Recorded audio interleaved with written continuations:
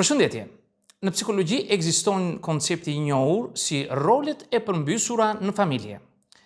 Është ajo situatë ku fëmia nuk sillet si fëmijë, por si kontrollues, manipulator, udhëheqës emocional, e madje dhe si autoritet moral ndaj prindërve të vet. Kjo është një dukuri shumë e zakonshme dhe shumë delikate kur fëmijët shfrytëzojnë prindrit e tyre, jo sepse nuk kanë zgjidhje, por sepse mundin dhe dobësinë e tyre e përdorin si mundësinë e vet. Kur prindi është I lodhur dhe fëmia kërkon më shumë. Kur një nën është në prag të rrëzimit emocional, me një martesë të lodhur, me financa të tensionuara, me punë tetorarshe dhe me stres të përditshëm, shumë fëmijë nuk thonë mama si je, por I thonë a ke lek? Pse më dhe 5.000 lek sot? Pse nuk le 20? Pse s'më bleve si iPhone-i asaj shoqes time?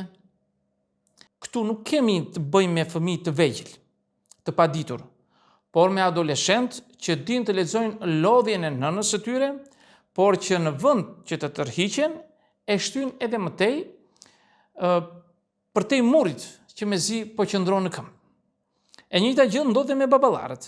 Një burr që punon në ndërtim, në diell gjithë ditën, I zhytur në kredi dhe me gjunjë që I dridhen nga diabeti, kur kthehet në shtëpi e gjen veten si shofer privat I djalit 20 vjeçar, që nuk ka marrë patent sepse është shumë I zënë me TikTok, por kemi dhe manipulimin emocional me justifikimin je prindi im.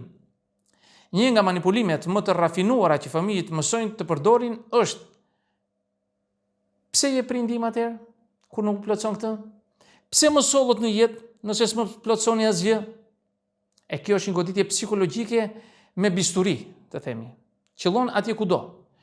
Nuk thon ti nuk ke mundësi, por ti nuk do. Nuk thon faleminderit që po përpiqesh, por po ti s'po bën asgjë mjaftueshëm për mua. Dhe kjo vjen pikërisht kur prindi është në momentet më të vështira, më të brishta dhe më I konsumuar. Kjo taktik është një shenjë e hershme e mungesës së empatisë, por dhe edukimit të gabuar ku fëmia është rritur me idenë se çdo gjë I takon pa e menduar asnjëherë çmimin që dikush tjetër ka paguar për atë. Prindrit fajtor kur ndjenja e fajt ushqen abuzimin. Shumë prindër janë vetë pjesë e problemit, sepse ushqejnë ndjenjat e fajit.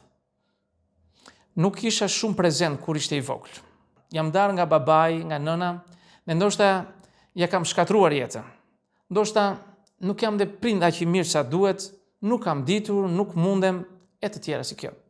Një ndjenjë faji I bën ata të japin më shumë pikërisht kur s'munden më, dhe të përgjigjen për çdo gjë po, kur shpirti I tyre I brendshëm u lëret dhe thot jo.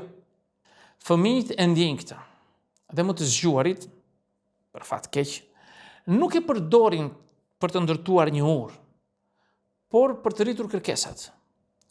Mjafton një buzëqeshje lehtë, një prekje lehtë emocionale, dhe prindi dorëzohet. Kjo është psikologji e pastër, por fatkeqësisht në dëm të të dyve. Kur dashuria e tepërt bëhet terren për shfrytëzim, do të jap gjithçka që s'pata unë, thot prindi. Dhe fëmia merr gjithçka që s'ka fituar vetë. Përfshi këtu mungesën e përgjegjësisë, mungesën e ndjeshmërisë dhe aftësinë për të luajtur rolin e viktimës.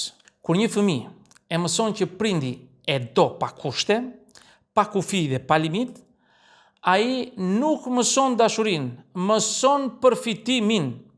Dhe kështu, edhe kur e sheh që nëna është me tension 18, ai do t'i kërkoj asaj të gatuaj, sepse nuk më pëlqeu ajo supa që kishte bërë. Kur babai është pa punë dhe I ulur në divan, fëmia që do të kërkoj me ngut 20.000 lekshin, se I duhet për të dalë, sepse është në fundjavë dhe gjithë shokët e tij do dalin, nuk do të di fare. Dashuria e pamatur dhe mungesa e jos krijon një fëmijë që nuk e njeh realitetin. Dhe kur rritet, nuk është më fëmijë, por një adult emocionalisht i pazhvilluar dhe vazhdon të kërkojë edhe kur prindrit janë pleq, të sëmur apo të vetmuar. Në kulturën tonë shqiptare, shumë fëmijë nuk ndahen nga prindrit e tyre emocionalisht. Dhe kur vën 30, 40, 50, janë ende ata që kërkojnë para, ndihmë, ndërhyrje, derën e hapur për gjithçka, kujdes, ushqim, madje, si të them, edhe për kthimin e një emaili. Këta fëmijë nuk kanë ndonjë problem të thellë psikologjik, jo. Kanë thjesht një prind që ka lejuar gjithmonë më shumë se ç'duhet. Dhe paradoksalisht, kur ky prind bie në depresion, lodhje apo varfëri, nuk merr kujdes nga fëmia, por vetëm më shumë kërkesa. Kemi edhe një gjë tjetër, kur prindit janë mosbesues se fëmia im s'do të më shfrytëzoj kurrë. Shumë prindër e kanë të vështirë ta pranojnë që po shfrytëzohen. U duket hyerje, tallje, madje edhe tradhti. Por e vërteta është që edhe një fëmijë mund të jetë abuzues emocional dhe nëse ata nuk e kuptojnë. Manipulimi nuk ka moshë. Dhe dashuria nuk është mburojë për abuzimin emocional. Fëmijët, sidomos adoleshentët, edhe të rinjt, mund të jenë ekspert të lojrave psikologjike dhe nëse ambientohen me idenë se çdo herë që prindi është i dobët, duhet të përfitojnë. Atëherë këtë ata e bëjnë zakon. Po mirë i renditet gjitha këto do të thonë ju, por si të ndalet ky cikël? E para është vendosja e kufive të shëndetshëm. Fjalët jo, s'mundem, nuk kam, janë mësime për jetën. Fëmia nuk dëmtohet nga një jo, përkundrazi mëson të përballojë realitetin. E dyta, mos bëj heroin kur s'mundesh. Nëse je prind i lodhur, i stresuar, në vështirësi, thuaje. Mos i ushqe fëmijët me idenë që je gjithmonë i gatshëm dhe që po shpërbëhesh nga brenda. E treta, kërko ndihmë psikologjike. Nëse ndihesh i shfrytëzuar nga fëmijët, mos e fajso vetëm veten. Por as mos e injoro. Fillo të trajtosh marrëdhënien si të dyanshme dhe kërko këshillim për ta balancuar atë. E katërta, mos mat dashurinë me sakrificën. Më shumë sakrificë nuk do të thotë më shumë dashuri. Fëmijët kanë nevojë për prindër të kthjellët, jo për shpëtimtar të përgjakur emocionalisht. Në fund të ditës, dashuria prindërore nuk duhet të jetë si një bank që jep kredi pa kthim. Dhe as një makinë që ecën edhe kur s'ka karburant. Fëmijët duhet të mësojnë të respektojnë kufijtë, të vlerësojnë përpjekjet dhe të mos e lidhin dashurinë me përfitimin.